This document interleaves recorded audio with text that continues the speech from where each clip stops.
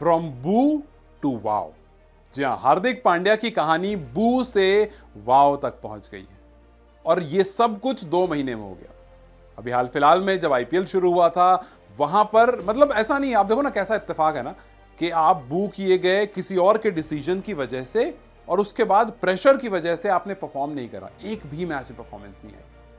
कप्तानी को लेकर के बू हुए, ठीक है, उस टाइम पर रोहित शर्मा और हार्दिक पांड्या डिवीजन ये वो, उसके बाद आपने गेंदबाजी करी वहां परफॉर्म नहीं कर पाए, आपने बल्लेबाजी करी वहां परफॉर्म नहीं कर पाए। लेकिन जैसे ही ये प्रेशर आपके ऊपर से हटा, जैसे ही आप किसी और की कप्तानी में आए, हार और जीत आपसे हट गई, वैसे ही आप परफॉर्म करना शुरू कर दिए। जब आपने वार्म अप मैच खेला बांग्लादेश के सामने, वहां पर भी जो आपने 40 रन लगाए, जो आपने 3 बैक टू बैक छक्के लगाए, सब कोई भूल गया कि पिछले 2 महीने में रोहित शर्मा, हार्दिक पांड्या, मुंबई इंडियंस, क्या पूरी खिचड़ी पकी थी, सब भूल गए।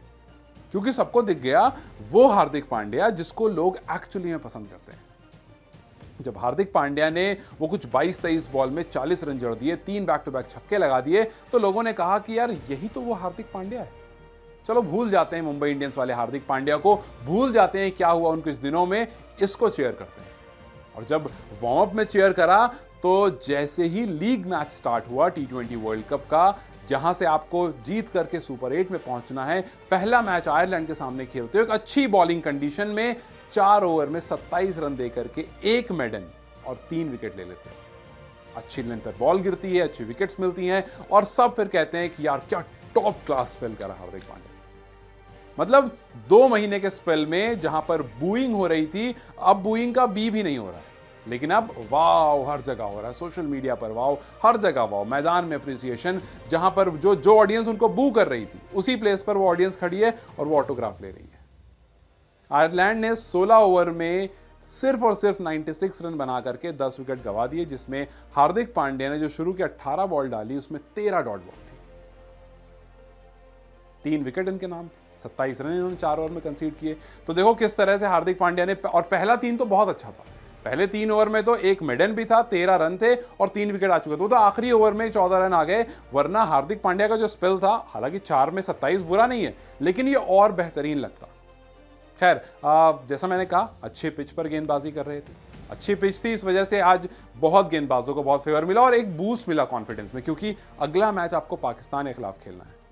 याद कीजिए पिछली बार जब जसप्रीत बुमराह वो बॉल के साथ कुछ बात करके, कुछ दुआ पढ़ के, कुछ फूंक करके उसके बाद जो पाकिस्तान के सामने कमाल करा था, वो कमाल एक अलग था।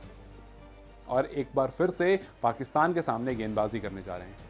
अगला मैच पाकिस्तान से है, इसी पिच पर है और हमारे गेंदबाज काफी अच्छे दिखे, चाहे आप हार्दिक पांड्या की बात करें या उनके बाद आप जसप्रीत बुमराह की बात करें या अर्शदीप की बात करें। इसको लेकर के थोड़ा सा क्वेश्चन था कि यार अर्शदीप कितना सही होंगे, कितना नहीं होंगे। अर्शदीप ने भी दिखा दिया कि जी एकदम टॉप नॉच हैं, घबराइए मत, एकदम फर्स्ट क्लास है। जसप्रीत बुमराह की बात करूं तो 75 T20 विकेट्स उनकी 63 मैचेस में आ गई है। हार्दिक पांड्या की 75 T20 विकेट्स 93 मैच में आ गई है। लेकिन इसमें इंटरेस्टिंग यह है कि 500 रन प्लस 30 विकेट्स अगर इंडिया के लिए आईसीसी लिमिटेड ओवर टूर्नामेंट्स में किसी ने लिया है तो एक नाम उसमें युवराज सिंह का है और दूसरा नाम उसमें हार्दिक पांड्या का है। बड़े बड़े दिग्गजों के सामने अगर आपका नाम आना शुरू हो जाता है तो आप समझ जाइए कि आपकी बुलंदियों की जो सीढ़ी है ना, आपने उस पर चढ़ना शुरू कर दिया है। और शायद इसी वजह से हार्दिक पांड्या एक की प्लेयर हैं इस वर्ल्ड कप के लिए। और हार्दिक पांड्या ने अपने सारे हेटर्स को जवाब दे दिया उन 3 छक्कों से और इस 3 विकेट से जो दोनों मैचेस में आ गए। तो अब हार्दिक पांड्या के लिए हर तरफ से सिर्फ और सिर्फ वाहवाही हो रही है। तो अब हार्दिक पांड्या जो शुरुआत के ओवर में मुंबई इंडियंस में होते थे, सब उनको भूल गए। अब किसी को याद है तो याद है वाइस कैप्टन हार्दिक पांड्या, जिन्होंने पहले ओवर में स्ट्राइक करा, जिन्होंने शुरुआत से बता दिया कि जी ब्लू है लेकिन दूसरा वाला ब्लू है। लेकिन कुछ ने यह भी कहा कि जी रोहित शर्मा की कप्तानी में हार्दिक बेहतर होते हैं। क्या इस वजह से कि रोहित शर्मा को पता है कौन से खिलाड़ी को कब इस्तेमाल करना है, किस बॉलर के हाथ में कब गेंद देनी है? क्योंकि कप्तान को बॉलिंग को कैसे रोटेट करना है, यह सबसे ज्यादा स्मार्ट मूव होती है। एक तो प्लेयर्स को कैसे रखना है, फील्ड प्लेसमेंट कैसे करनी है, और दूसरा बॉलर्स को यूज किस तरह से करना है। और रोहित शर्मा काफी बेहतर दिख रहे हैं इसमें।